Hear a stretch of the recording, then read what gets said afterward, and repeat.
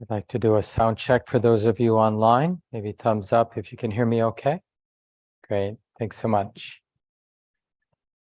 And you probably noticed, those of you online, that I put the refuges in the chat in case you need the words and you want to join in for this. And those of you in the room, the words are up front here in case you need them.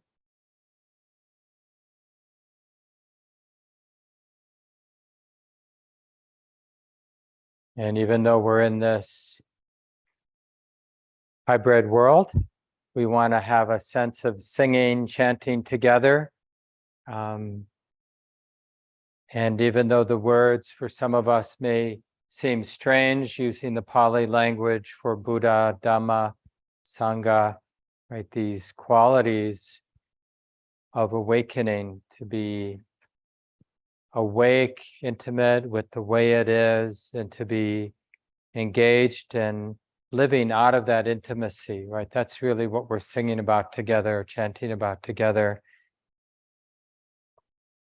And, in terms of what we've been practicing for the course, it's just nice to observe any kind of inspiration, and the important thing to recognize is we get to participate. It's not like we're just passively waiting for our heart to be inspired about this path of awakening. It's like what we pay attention to in our experience, it matters. So even while we're chanting together, we can do it on autopilot or not really being there as we're doing it, or just be on that level of the sound of the words, the singing, which is fine. But when you bring it all together, the fact that we're doing it in community because we're cultivating this value of this path that involves being awake or being open, being intimate with Dhamma the way it is, and then living like in an ongoing way as best we can, of course, from that place of intimacy, and how much nimbleness and creativity and skillfulness comes out of that way of being, way of relating. So let's do this together.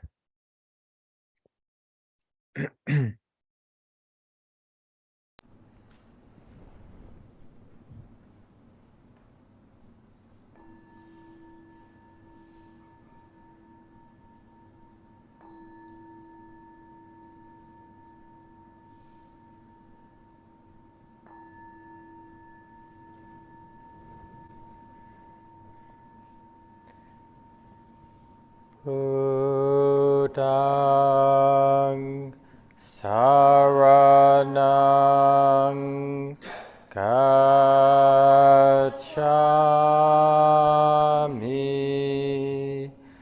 Dhammang saranang gacchāmi,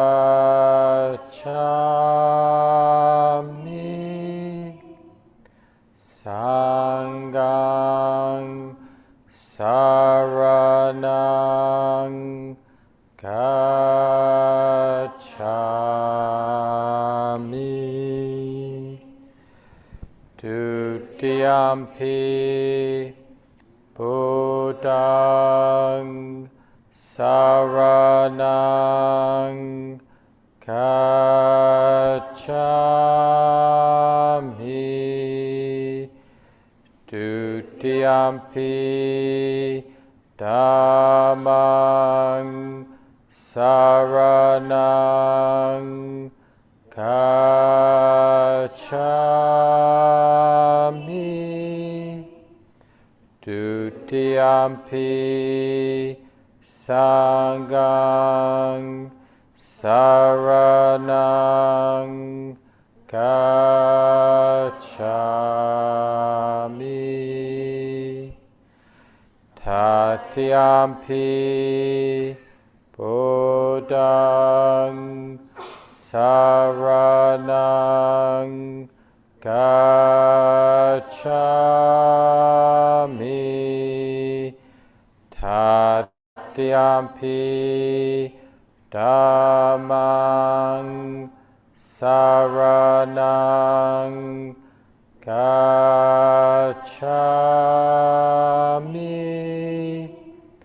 tatiyampi sanghang saranang gacchami.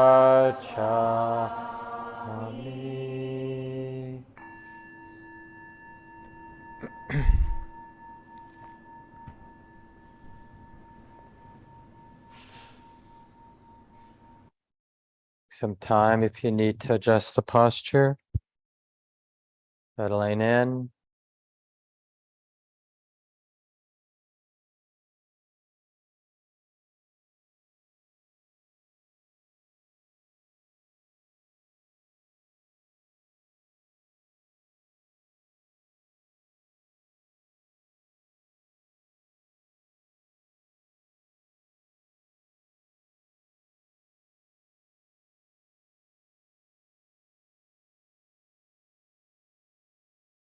So in particular tonight during our sitting time, interested in how the mind makes effort and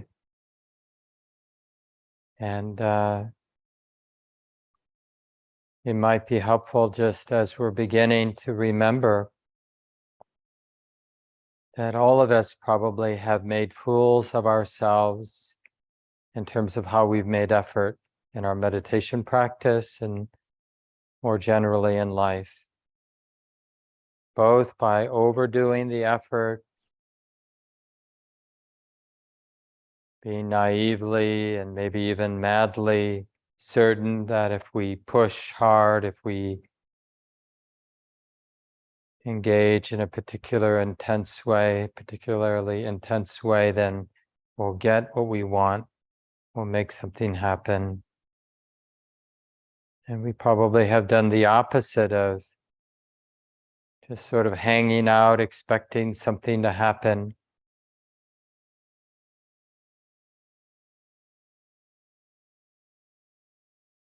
But we've learned a lot over the years, both formally in our meditation practice and just generally in life, about what is skillful effort.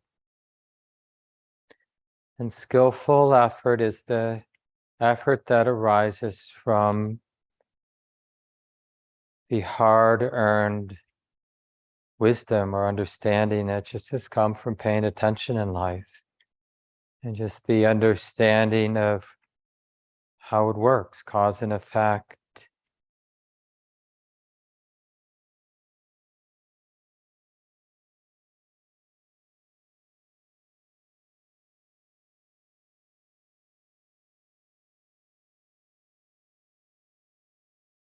So we'll choose to keep the body, the sitting body in mind.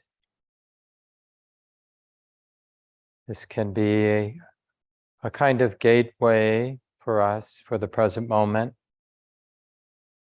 Just feeling the body sitting, the body breathing, and just feeling what's here to feel in the sitting body. The sense of it all belonging. We don't need a different bodily experience than the one that's showing up, moving here for us. Making peace with the body, learning how, as best we can, learning how to include it. And of course, whatever it is, this body, it's a changing or unfolding dynamic. It's not the concept of the body, but we can use the concept of the body as a way of connecting, as support for remembering. Oh, the body's like this now. It feels like this. And we're learning to get used to the exposure, the vulnerability of being intimate with the body and exploring how to keep it in mind.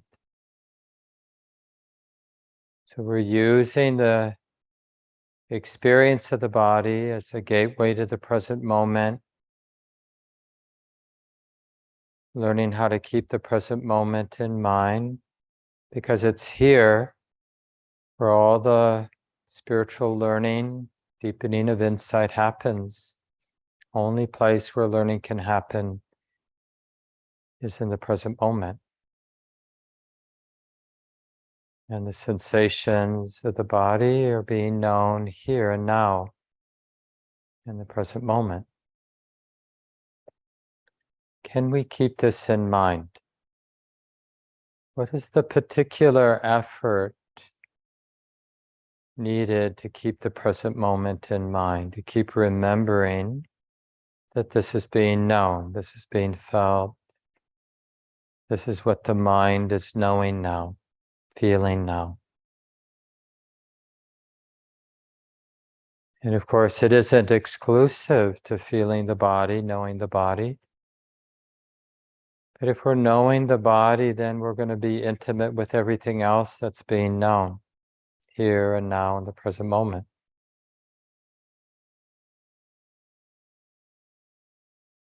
So just explore, we'll take some silent time now, and just explore the particular kind of wise effort that helps the mind remember what we're recognizing or remembering to recognize that this experience of the sitting body is being known.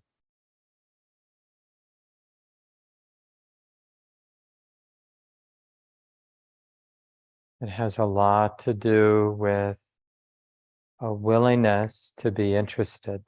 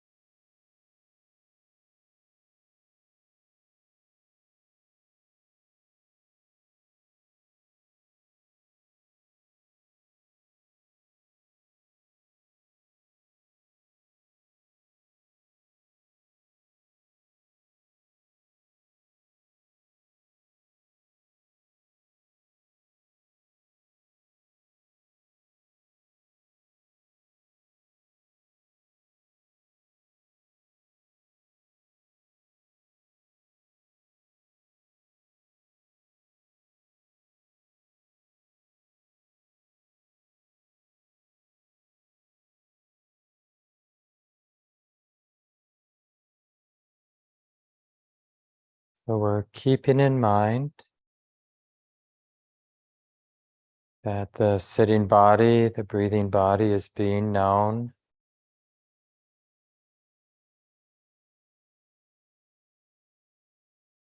So it's not just the sensations of the body that are being known,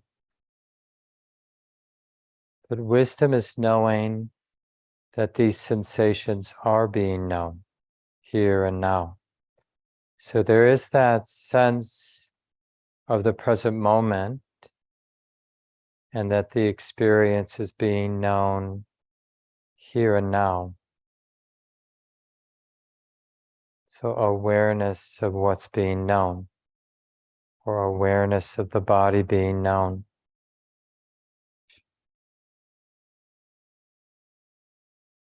And we're keeping that in mind as best we can.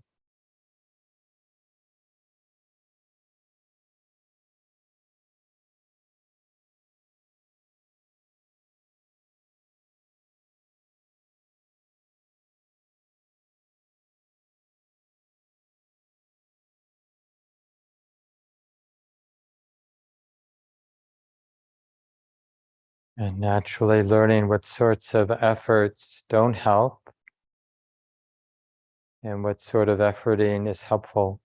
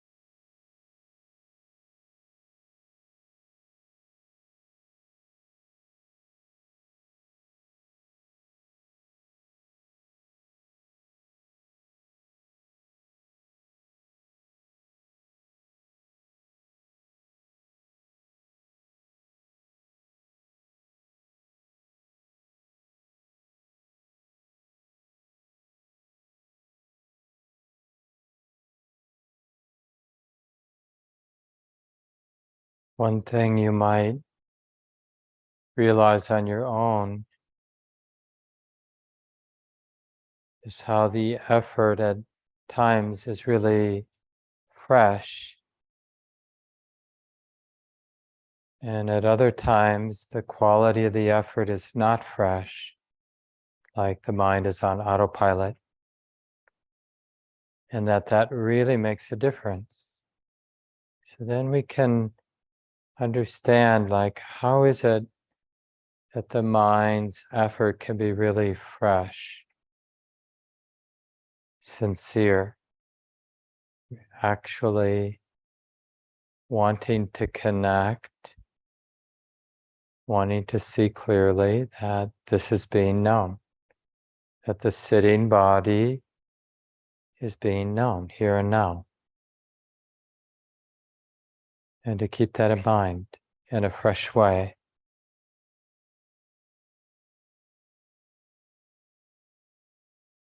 And what's in the way of being fresh?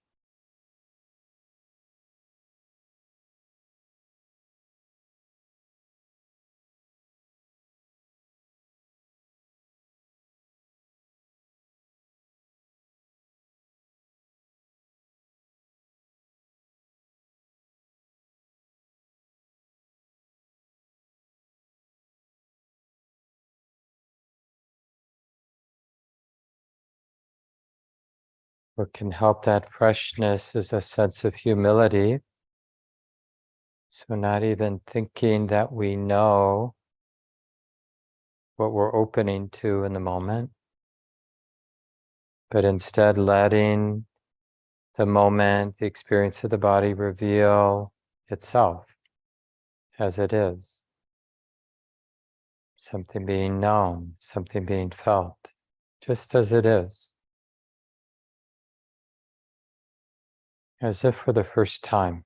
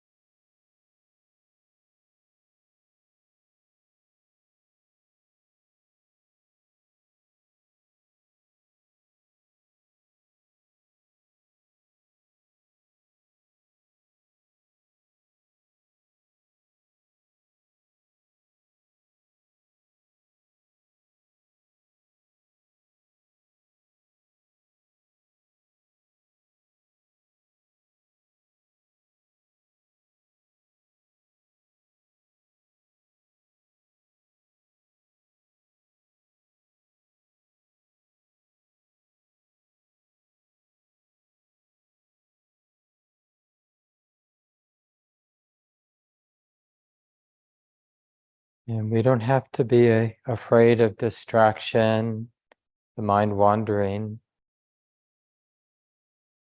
but we want to make that same wholesome effort to be fresh, to realize that whatever it is that's being known, that it's being known here and now.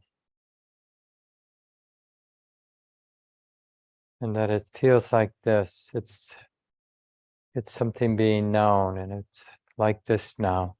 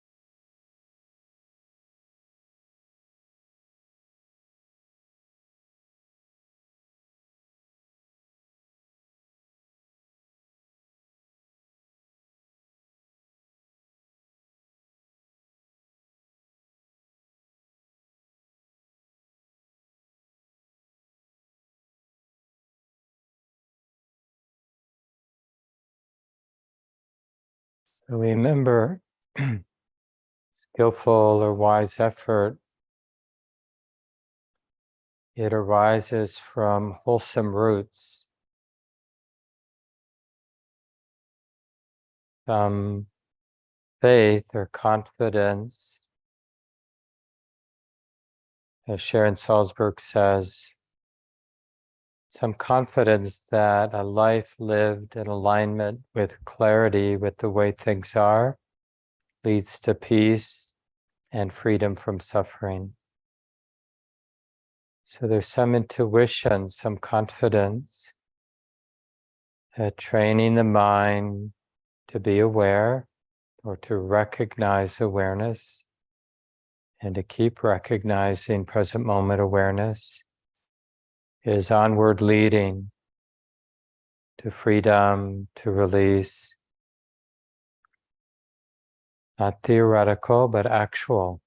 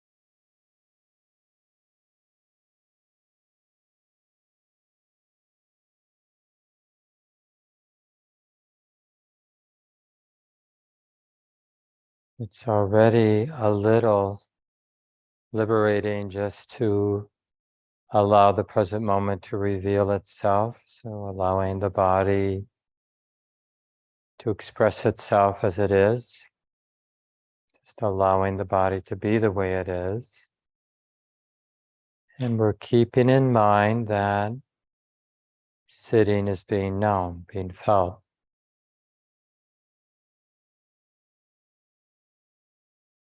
Not afraid of the exposure to the body expressing itself as sensation.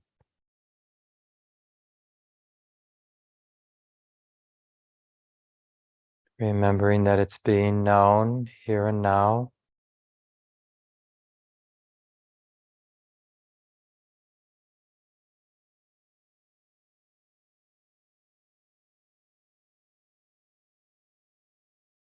It's also subtly liberating not to have to draw any conclusions. So we sustain that openness.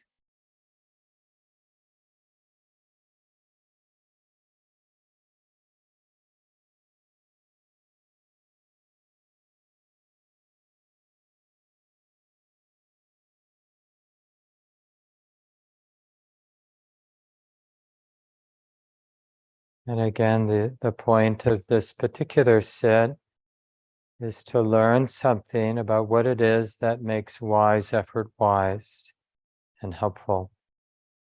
And what is it that makes unwise effort not helpful? Just so we learn. It's not just in terms of our meditation, it's really in terms of our whole life.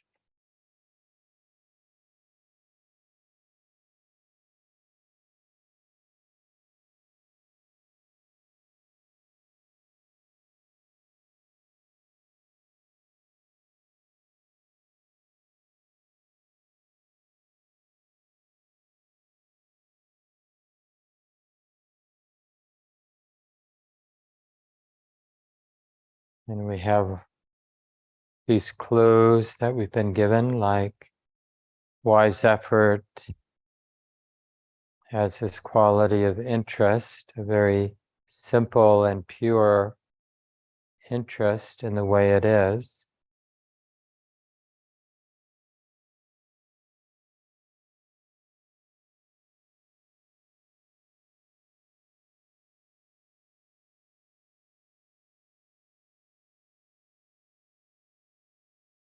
There are during writes, when effort is balanced without any strain, there is no sense of I should do this. Rather, there is just a willingness to do this. Out of that willingness, there comes a more and more constant flow of energy. Yeah, so there's something that's brightening when we're making what we call a wise effort. We feel more and more energy in the practice. We don't get drained.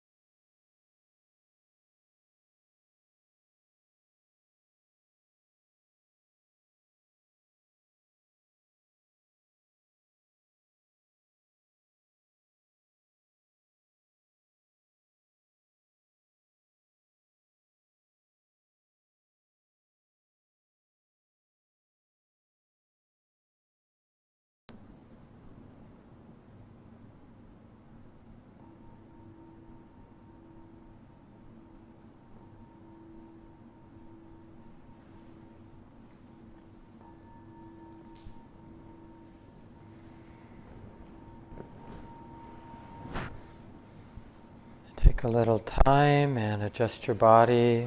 Feel free to stretch a little if you want.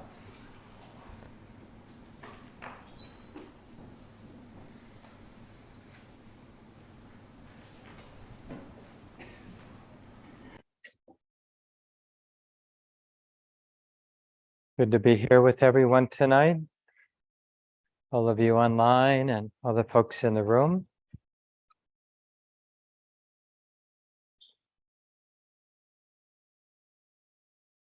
Appreciate the people here in the room who remember to wear their name tag. We'll have small groups later in the evening. Remember, this is an important part of the Buddhist studies, and you can always pass, but just to come together and hear from each other what you're learning. And I'll share some themes that might feel appropriate to discuss in your small groups for the last 20 minutes tonight.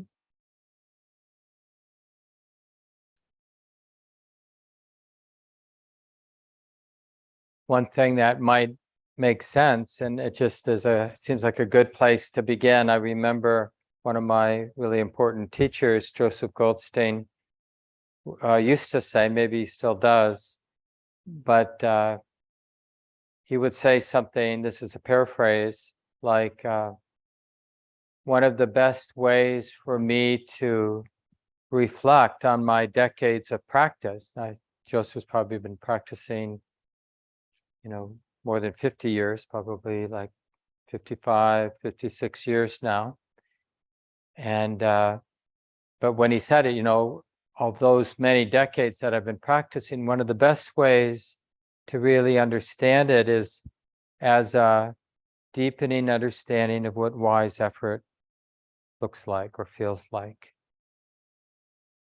So that might be something just even in the small groups tonight, even if you're just 6 months into your practice or 2 years into your practice, like to reflect on that evolution of what we think, how we've understood the effort we make in practice. How many of us went through a phase, maybe right at the beginning, where we were sort of wrestling our mind down, no, you're staying here. And had this sense of focus, like just penetrating into whatever it is that we were paying attention to, the meditation object. And other times, phases, right, including current phases, where we are just sort of hanging out, like waiting for something to happen. Come on. Come on, I've been doing this a long time. When is it going to happen? And I think I maybe mentioned this last Monday, but that's a very, and it's so nice to share this in a more intimate setting with your small groups, because it's so poignant, this pattern we fall into where we swing between some version of giving up and sort of, like I'm saying in a more silly way, just like waiting for lightning to strike, waiting for insight to happen, please. Like that story of the hen, the simile of the hen that the Buddha uses. He gives the example of a mother hen who has some eggs, and the hen really wants the eggs to hatch, really, really deeply wants the eggs to hatch, but neglects sitting and incubating the eggs, sitting on and incubating the eggs. So of course they don't hatch. And then gives the other example of a hen that is kind of indifferent about whether the eggs hatch or not, but just out of habit, that hen sits on the eggs appropriately, and those eggs hatch. And this, I think, is a really nice simile about understanding wise effort. And there's a kind of integrity in spiritual practice necessarily, and everything has to sort of be in line, integrated in a way. And the way we talk about that in Buddhist terms is we say that the practice begins and ends with wisdom. That's a common phrase. Maybe you've heard that about the Buddhist teachings and the Buddhist practices. It always begins and ends with wisdom. So there's an integrity. And so effort has the flavor, the texture, the feel of awakening. Every part of the path shares the flavor of deep peace and clarity. It has both a kind of buoyant, bright quality to it and a deeply released, peaceful quality to it. And that's helpful because in a lot of places in life, in kind of our more ordinary existence as an animal trying to survive, we get away with, like, even if we're doing something in our life that's somewhat refined, sometimes our effort is really gross, not gross in a negative sense, but heavy. We use brute force. And, it seems like it kind of works. I mean, that doesn't mean it's the most skillful way to do something, but it seems like progress can come from even blunt kind of efforts. But whether that's true or not, it definitely doesn't work in spiritual life. And that's why it's so frustrating, because we will be like that mother hen sometimes, where we feel actual inspiration, from the teachings, or from being around somebody that's inspiring to us, or hearing about something that moves our heart. And we really want it. But all we're capable in that moment, or those moments, is just that more blunt or dense or heavy kind of efforting. We're just sort of flailing, like, I want it. Give me it. Where can I grab it? And of course, we end up feeling like betrayed, or that wasn't, that wasn't helpful. That isn't the way. So that's a lot of our sitting practice, is this, like I mentioned, and you could share this in the small group, is just learning a lot about what doesn't help. Like how many, like for those of us who worked at times or a lot of the time with mindfulness of breathing, how many times is the way the attention connects with the breathing process off? You know, a little too complacent, a little less than fresh, stale, a stale approach to, not actually authentically interested, or aggressive, like trying to take a hold of it as if it's something that can be taken a hold of, or gluing the attention on the breath. I mean, how many times have we experienced that deflection? There was some intention to connect with the present moment through whatever object, whatever experience, and we ended up lost in thought. I mean, countless times. And the question is, are we then learning, like, as each of those moments of wrong effort, less than skillful effort, another little learning? Oh yeah, that's not the way, or that was off, or that wasn't helpful.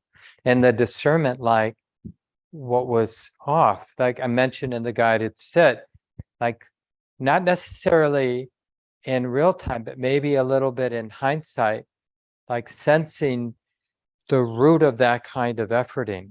Like what was the intention, the attitude, or the view that kind of effort arose?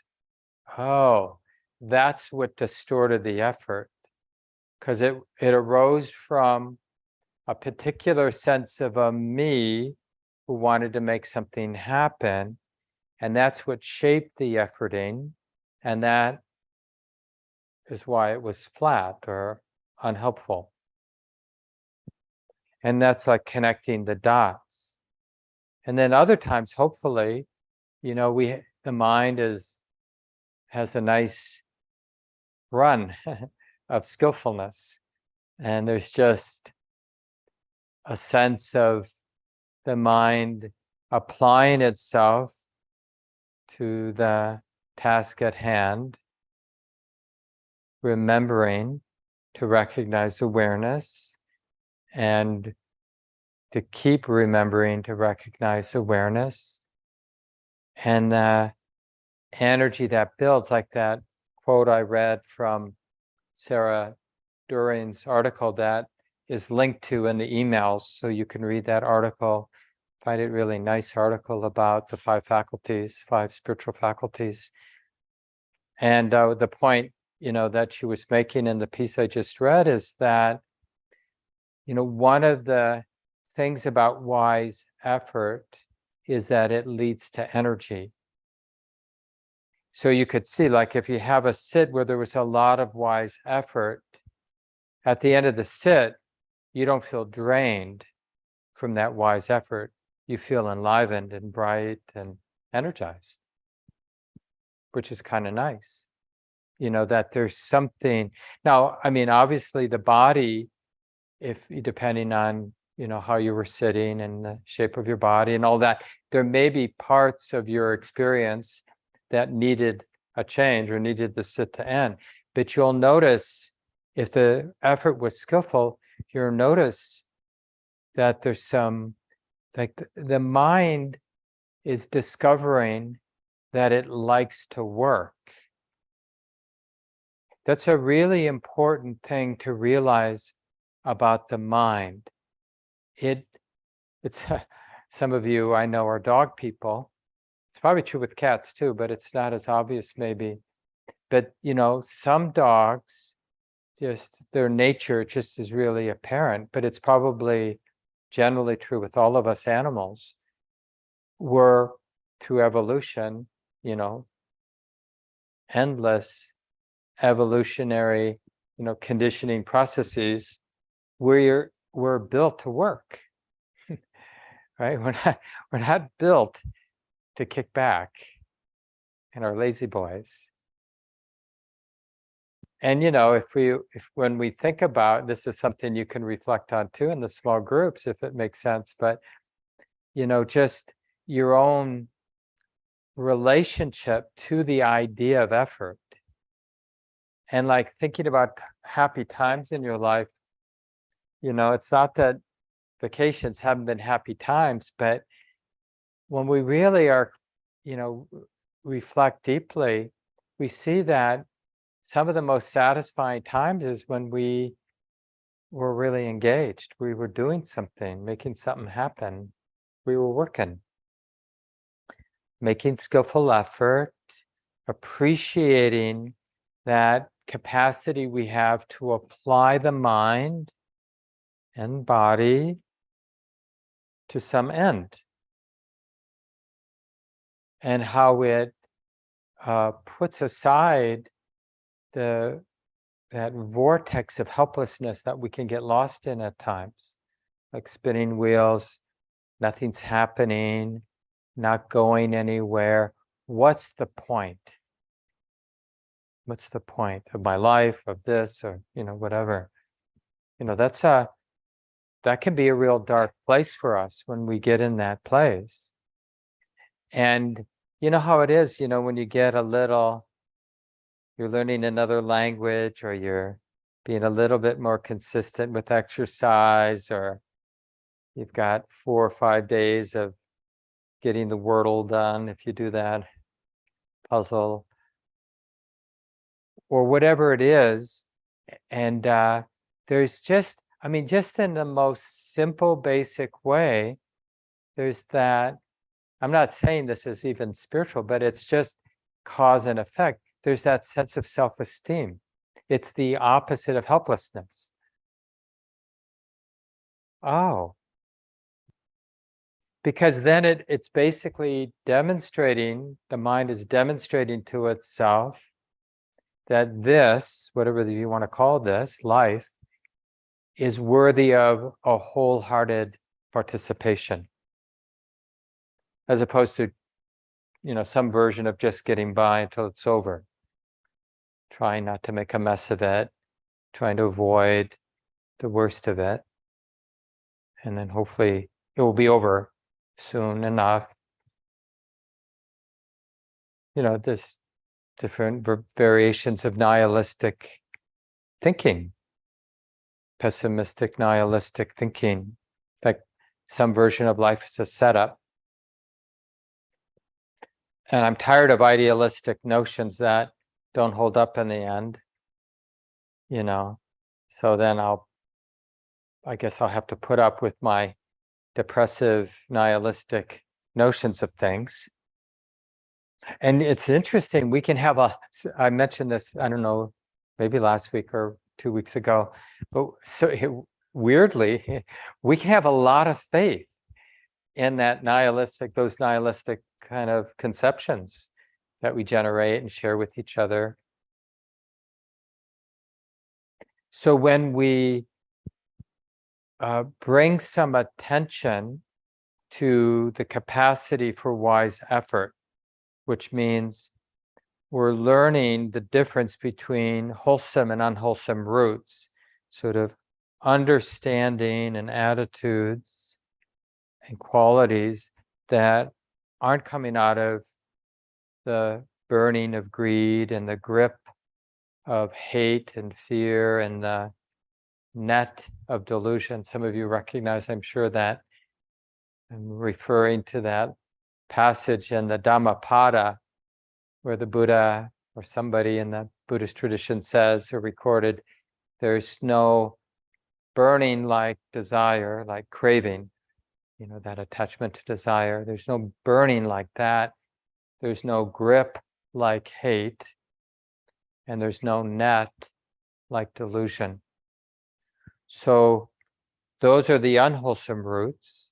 So the wholesome roots would be the heart not overwhelmed by greed, not burning with greed, not in the grip of hate or fear, and not in the net of delusion. Delusion, you can talk about it in different ways, but non-delusion means not identified with any fixed view, not in the net, caught in the net of a fixed view that then we have to defend, sort of make it right by massaging reality to fit our fixed view.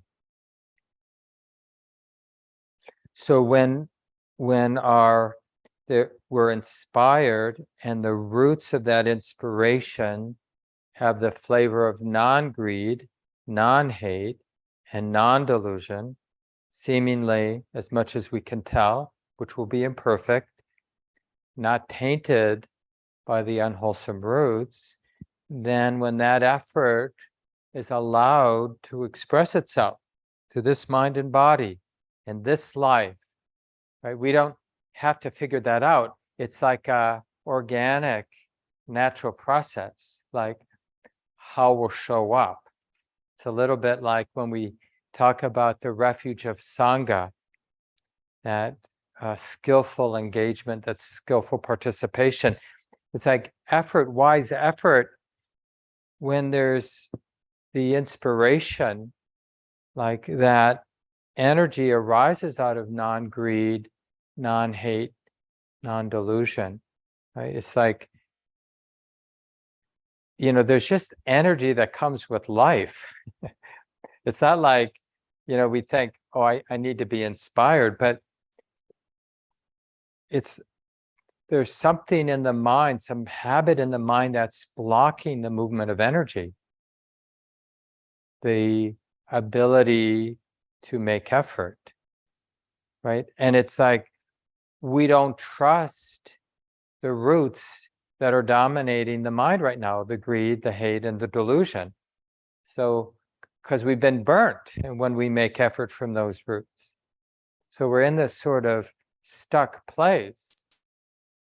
So that's why, when somehow wisdom enters the picture, because wisdom knows, that's what wisdom is. It knows the difference between what's skillful, what's a wholesome root, and what's an unwholesome root.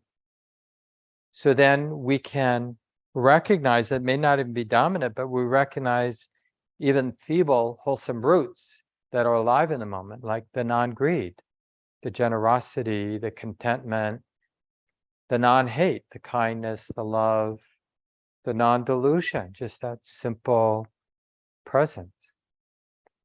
And we start feeling what living beings feel, life energy moving, like the body, mind. It's built to engage, to connect, to participate. And then we can just see that engagement coming out of those wholesome roots, right? What does that set in motion, right? It's going to gravitate like the energy that arises out of the wholesome roots is not going to be in the direction of disengagement, disconnection. It's going to be in the direction of connection and being intimate. And then there will be learning, right? I mentioned, I think last week, I forget who said it, but maybe it was Ajahn Thanisaro, but that the 5 spiritual faculties, this map from the Buddha, is really describing like, what is that process of the mind going from inspiration to deepening of insight?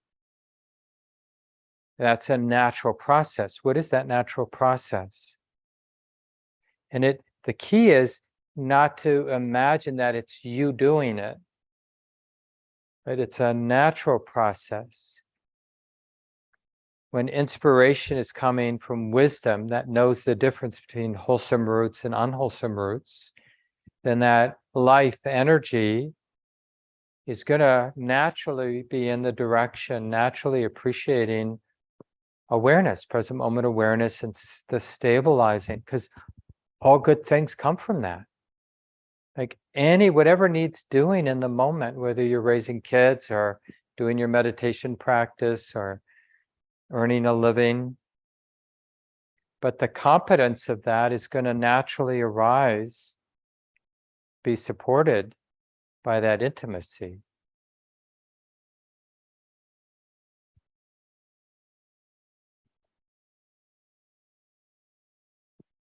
So some of the points that you might just naturally come up in the 2 to 3 minute sharings that each person will have, unless you decide to pass, and then just the more open conversation for the last 7 or 8 minutes.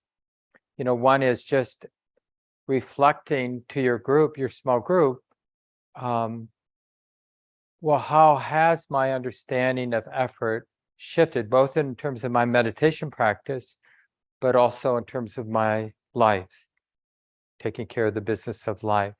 What have I learned over the course of my life and over the course of my spiritual practice, meditation practice, about that wise application of the mind? And where do I still get stuck? Like, where are those vortexes where I catch myself having real doubt, like, I don't know how to apply myself in a way that's onward leading. I'm still kind of making this, what seems to me like an effort, but getting deflected into territory which doesn't seem helpful or productive. And then disappointment or wanting to give up, or kind of getting angry. It's like, no, I'm really going to do it. But that just sets up the next disappointment, or, even something counter.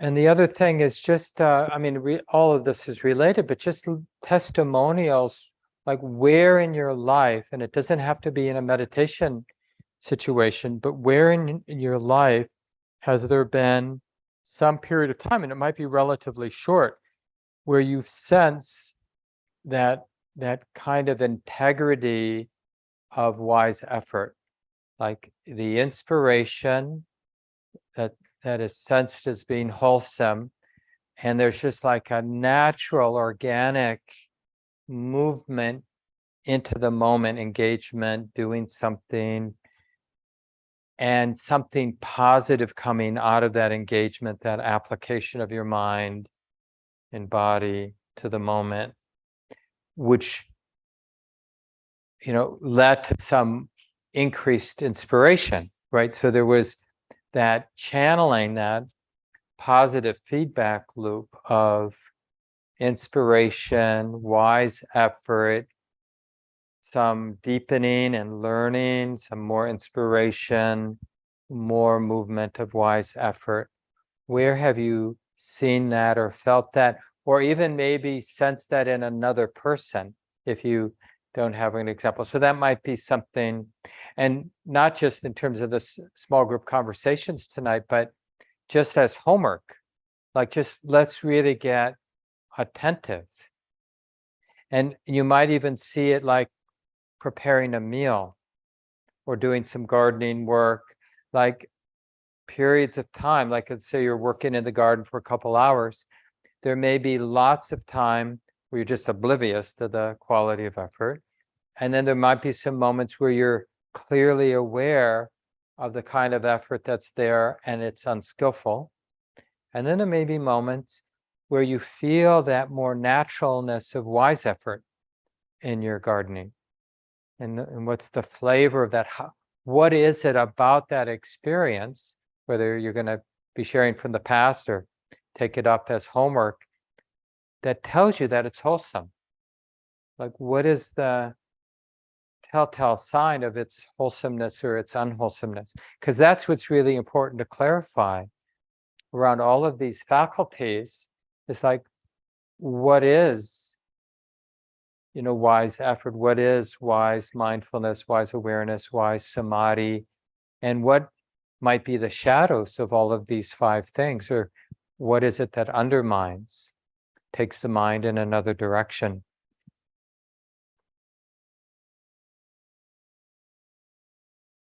Yeah, and then just generally, another thing that might come up in these sharings is just the lawfulness, and again, these are overlapping themes, but just the lawfulness, like the 5 spiritual faculties is describing a lawful natural process. So how are we sensing the lawfulness, which is another way of saying it's not personal, it's real, it has real effects, but and and we can count on the lawfulness of it. We can depend on it. We can bank on it, and we can get skillful about the lawfulness of it. And that's just, I mean, it actually breaks my heart, and I think in a, mostly good way, I recommend it. Like, the more we sense that the spiritual path of awakening, or whatever you want to call it, is lawful, then what breaks our heart is like the sense that this natural process that is wholesome and liberating and good for my well-being and good for everyone's well-being, it could have been continuously fed through all my years. So it kind of breaks our heart, like, and that's good, because what we're left with is we don't miss any opportunities to be skillfully feeding the wholesome processes that can be fed. It's just like, again, just using the garden metaphor or taking care of your home. If you're always interested, every time you pass the garden, always setting good in motion, always pulling the right things and planting the right things, and then it's lawful. Good stuff's going to happen.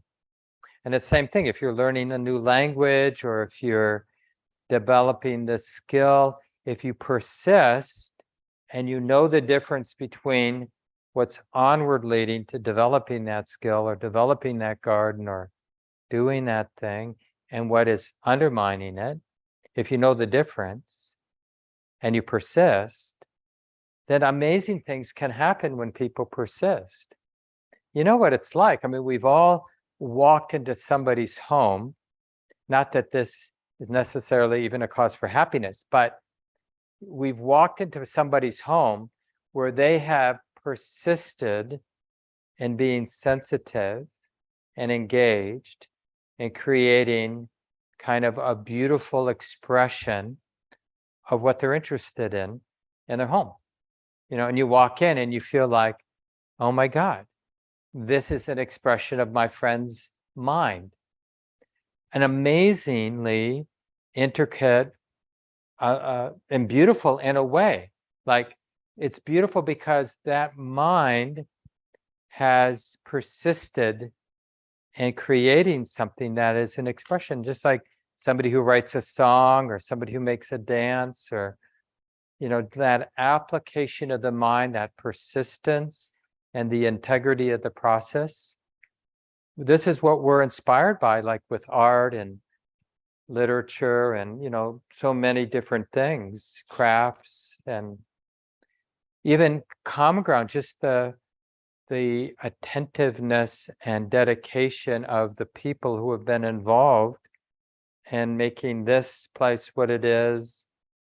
It astounds me, and I've been right in the middle of it for a long time, since the beginning.